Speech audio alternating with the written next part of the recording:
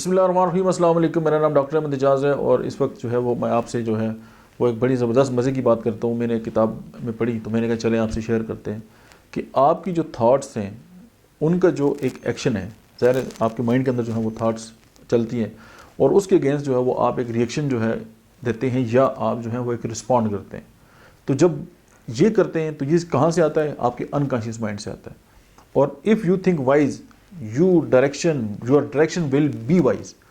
तो अगर आप अक्लमंदाना सोच रखते हैं या आप एक जो है वो बुलंद सोच रखते हैं तो फिर ये है कि आपका उस बुलंदी की तरफ से जो है उस एक डिवाइन पावर जो है उसकी तरफ जो है आपका रुख हो जाता है।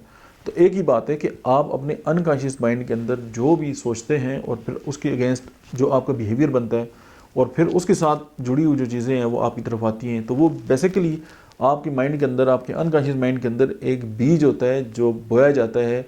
जब आप खुद बोते हैं वो आपके एक सोच और आपके ख्याल है। तो उसी ख्याल पे के आगे जो है वो से जो रिलेटेड जब फल आता है वो आपके जो है वो बिहेवियर और रिएक्शन होता है। तो हम साइकोलॉजी में पढ़ते हैं कि the study of mind and behaviour.